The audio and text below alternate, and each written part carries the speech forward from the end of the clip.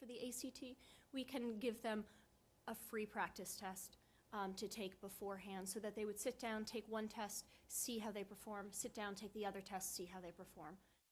So that then when you move forward, you have a sense of focusing on one test. It can be really hectic if you're trying to do midterms and then SAT and then ACT and then subject tests and then AP exams, and it just ends up being really a lot.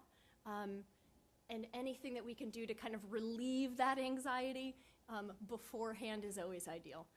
That being said, kind of the earliest that you would ever take an SAT or an ACT, even for practice, would be the beginning of junior year, maybe end of sophomore year.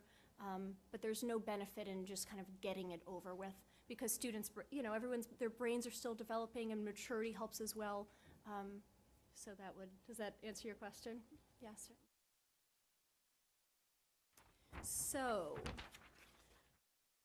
think the most important thing, or one of them, about students' performance on the SAT and the ACT is that it reflects their interests and strengths. So I tend to be, I'm a stronger math student. I liked math, I did very well at it. My SAT scores reflect that. I have stronger math SAT scores because that's the type of brain that I have. And that's okay, because colleges recognize that students are going to have certain strengths and weaknesses, and also that not every student is a great SAT taker. And that's okay too. So a little bit in terms of the timing and planning. So again, sophomore fall and junior fall is typically for the PSAT. Then we move along into junior spring and senior fall is when either the SAT or ACT is taken, and some subject tests. So not all colleges require subject tests. If they do, they maybe require 2 or 3 that can be taken on the same day. So students will typically take the SAT or the ACT 2 to 3 times, so maybe once or twice in the spring, and then maybe once in the fall as well. This gives them kind of the time to re-energize between tests. There are a few exceptions, but generally you'll want to wait until the fall, until the spring of junior year to really begin testing. Good question.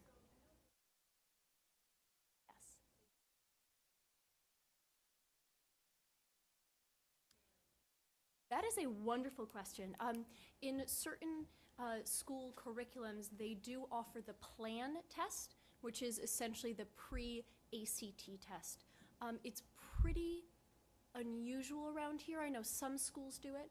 If they do it, they either do it in fall or spring of sophomore year. If your school offers that, it's definitely a great option. But if they don't offer that, I would suggest, again, taking a practice ACT. Yeah. Wonderful. That's a really fabulous resource. So the only exceptions to kind of this general timeline is students who are sports recruits, so actively being recruited from by colleges to perform, a single sport in college, or students already in the 95th percentile. So we have students come, maybe their diagnostic test is a 2300, they can pretty much just take the test. And then the question of preparation, so how would we prepare for such tests? Most important thing is to practice with official tests. A lot of companies will write their own, so like Princeton Review and Barron's, they skew them a little bit, and the scoring isn't quite right, and the test content isn't quite right. So any tests that are actually written by either the College Board, who puts out the SAT, or this company called ETS that puts out the ACT. And the materials will say whether or not they're official tests or not. The more familiar a student can become, the better he or she is going to perform. So it's all about being able to look at the test, being familiar, having experience with the format and the pacing and the question types. Just in that it's going to be different from the tests that they're taking in school.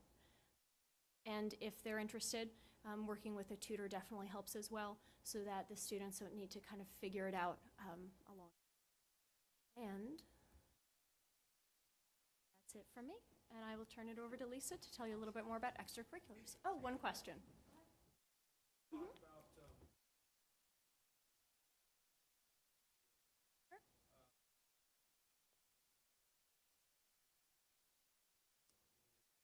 Yeah, certainly.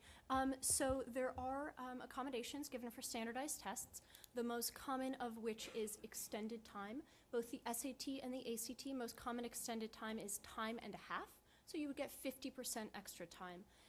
The SAT it is easier to get extended time or other accommodations on the SAT. The ACT is a little bit more stringent with the accommodations that they offer. Other timing accommodations, I've worked with students who have certain illnesses and can't sit for extended periods of time. They offer multiple day testing, where you can test over the course of 3 days, so do a little chunk at a time. Mm.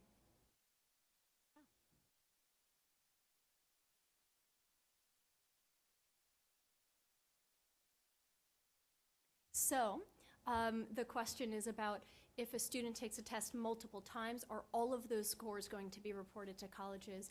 And the good answer is no, they're not. So colleges abide by a score choice policy, which means that you get to select which dates you send of your testing scores. A few colleges will morally and ethically ask that you report all of your scores, but you are the one who gets to select which test dates you reveal. So if students take the test 3 times and they get their best scores in 2 of those 3 times, then they would just submit those 2 scores. Does that help? Mm-hmm. Yes. Correct. You cannot select little pieces of different testing dates, but there is a policy called super scoring, which essentially does that. So certain schools will super score, more commonly for the SAT than for the ACT. And when they super score, they will visibly be able to see all of your testing scores from different dates, but they will consider students for application based on the highest critical reading, the highest math, and the highest writing score. If you're doing the science and if you're doing the ACT, then the science would be included as well. Most of them super score the SAT. The list is shorter for the ACT. I have an opinion. I believe that schools are secretly super scoring the ACT because I think that when they report the scores of their incoming class, they want to report the best scores, so I don't see why they wouldn't be super scoring. I haven't gotten anyone officially to say that to me, so technically they don't super score, but I can't see why not.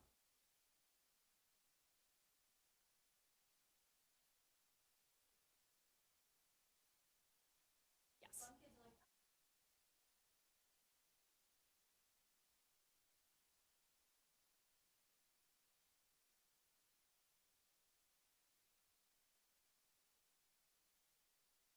Absolutely.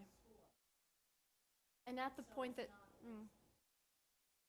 and at the point that you take a certain test 4 or more times, 3 is kind of the cutoff for any given test. At the point that a student takes it 4 or more times, the schools that do require all of your testing dates, they look down upon that because only the students who have the resources to do that are able to.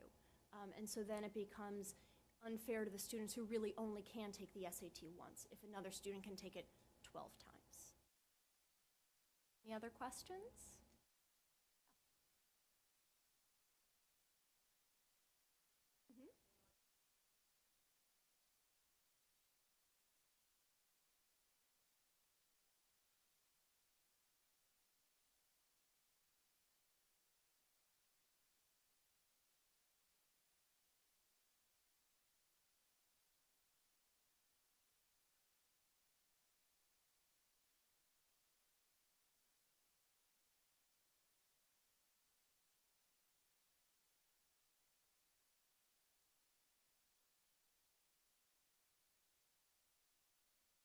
Yeah, no, I think that's a great point. The other thing that I will add to that is that the scores that they do report super scores, they will also be reporting the best scores of students at the end of the process.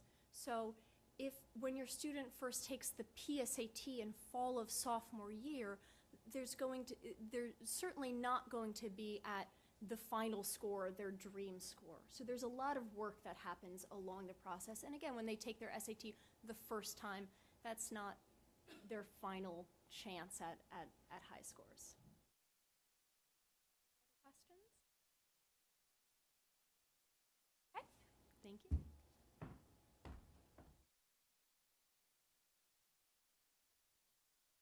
Before I jump in and talk about extracurriculars, I did want to just touch on something that Lily said about the fact that not everybody is a good standardized test taker. So I think that it's important for people to understand that there are many good colleges well, there's quite a long list, but a lot of colleges that you've heard of probably that are test optional. So if your student is not a strong test taker, fear not. There are colleges that understand that that isn't the best predictor of their success in college. So they get the memo that not everybody, number one, can take the test multiple times, can pay for a tutor, or is really of the mind to do well on a standardized test. So some of them will require a graded paper, some will require an interview, some require nothing.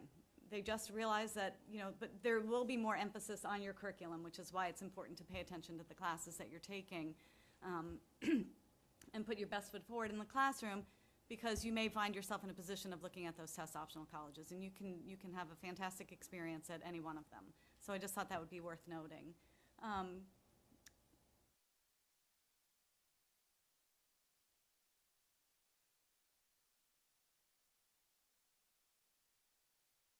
What did I do? Oh.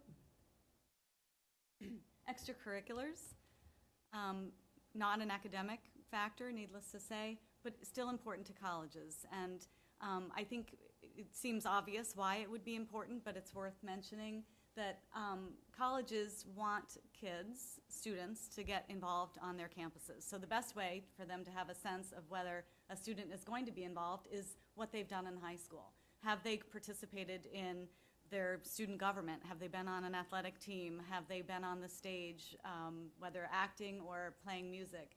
All of those things need to be done on the college campuses to make it a rich environment for everybody. So they welcome and encourage people that have been involved in high school. So what we always say is depth of involvement is preferred to breadth, meaning do a few things that you love, do them for 4 years in high school because you love them, and do them in depth rather than going to the activity fair in the beginning of the school year and signing up for 20 things and going to the meetings every other week for 20 minutes and not doing anything. Because you may be able to fill up your resume, but when the Common App or most applications ask you how much time you spent doing each one of those activities, hours per week, weeks per year, and the years throughout high school, if you're going to say 20 minutes every other week, they know that you just did it to check off the box. So really find a few things. You don't have to do 20. Find a few that you love, that you want to do throughout high school. So like I could say, I said it could be an athletic. You might want to be a baseball player, and you want to play baseball, fall ball, spring, summer. You might coach or be an umpire in the summer, and you're all about baseball. That is totally fine. The same could be said for musical theater, anything, Model UN, you name it. If you love it, just do it. That's what I say. Do what you love and stick with it. If you can find an opportunity to rise to a position of leadership, that's great. Not everybody is meant to be a leader, and not every leadership position comes with a title. You can be a leader in the classroom. You don't have to be elected to be a leader in the classroom. You can lead by contributing to conversations, asking good questions, helping your peers when they are having trouble, being a peer tutor. That's a leader. Okay, so there's many ways to assume leadership roles without having a title, or there are the traditional ones of getting a title, becoming the president of the Red Cross Club or Model UN, or you name it. You know what the leadership roles are. That's great, but not everybody is cut out that way, and that's okay too. Find your way, find your path that makes you happy. Excuse me. The summers are another opportunity to do something, okay? As much as we want to, especially after a winter like this one, we want to just be on the beach. That's not the best plan when you're looking to get into college. Do something, be engaged, be active. It could be a summer job, it could be attending a camp program that you've gone to your whole life and you really want to follow up and be a CIT because that's very meaningful to you. You might think that you are interested in pursuing engineering in college because you're a strong math and science student, but you don't really know what that means. You hear people say, oh, you're so good in math or science, you should definitely be an engineering student. So, oh, okay, well, I don't know what that means. Well, and a way to find out what that means is to do a summer engineering program, and there are many of them, from 1-week programs to 6 weeks, where in the 1 week you may see what civil engineering looks like, in the 6 weeks you may see several different engineering professions, you'll get a taste of each one of those. I would recommend, if that's what you think your path is, try to find something that introduces you to what it means to be an engineer. Very often, when you're applying for engineering programs in college, you will be asked to write an essay about why you want to be an engineer. It's hard to answer that if you don't have any experience or any insight to what it means to be an engineer. So you could use your summer to find out. You could also do robotics or something like that, but that's one thing to do during the summer. You can do a language immersion program if you love language, or conversely, if languages are hard for you. If you have a hard time learning how to speak another language, being in an immersion situation where you're speaking the language on a regular basis makes it much more accessible to you. So that's another idea for a summer enrichment, summer activity, intellectual engagement, really. Again, follow your passions. Sorry about this. It could be, like I said, being a baseball umpire. It could be being a camp counselor. You could be working, scooping ice cream is great. Teaching swimming lessons, anything. Anything is better than nothing. Be busy. Engage with other people, connect with other people. Colleges really want to know how you connect with people. A lot of times you'll be asked to kind of address that in one way, shape, or form in the essays. So find ways to connect with other people and do things that you like.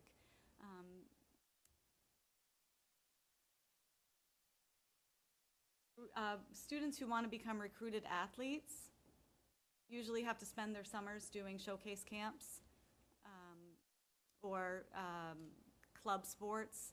And those are the ones that are, like I said earlier, that are really committing to that one sport.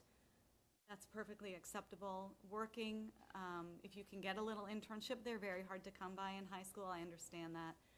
If there's any opportunity for you to do something that you think might be interesting down the road, it's a nice time to explore it. Academic programs, we just discussed. Community service. Some high schools actually have community service requirements. National Honor Society does. If that's your window of opportunity to meet your community service, that's a great time to do it.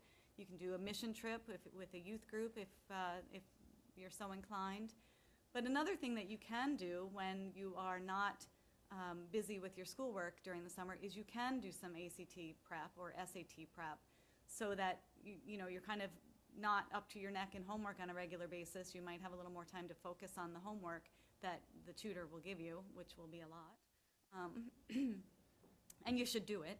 But anyway, the point of your free time is to do something that's productive and constructive and enjoyable. It's not all about filling out the form and just making sure that you've got something to say about, I did this and this and this. Do, like I said, I can't say it enough, do what you like, and that will come through loud and clear in your application and your essays, your interviews if you have them, and the colleges will get to know you as a person and your Oh, and the other thing is, it doesn't have to cost your parents a lot of money. We get asked this all the time, should my son go to Costa Rica and build a house for a 2-week program, but the first week is really skiing and zip lining, and the second week is building a house. I say to my own children, why don't you go to Bridgeport and do that? And then we'll talk about me putting you on a plane to do it someplace else. It doesn't have to cost money to be an experience, okay? We're living where we live. We have people in need all around us, so there's ways to help right here in our own backyard. We do not need to go far and wide to do that. So that's my little mom hat. Sorry. Are there any questions about extracurriculars? Anything outside of the classroom?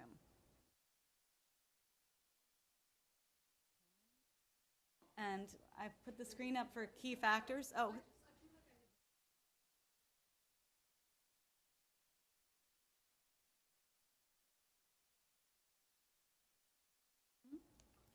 That's a wonderful idea.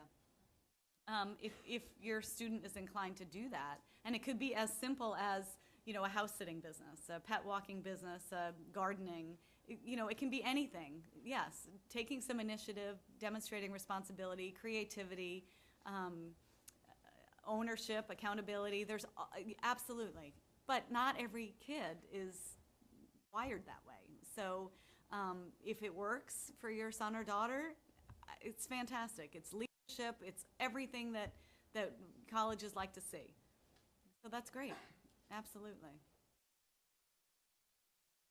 Actually, a job, just a regular job, like I said, we don't see that as often as maybe you'd like to, I guess. Just, like I said, scooping ice cream, camp counselor, bagging groceries, anything works.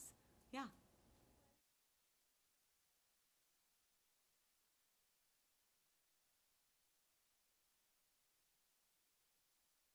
Yep.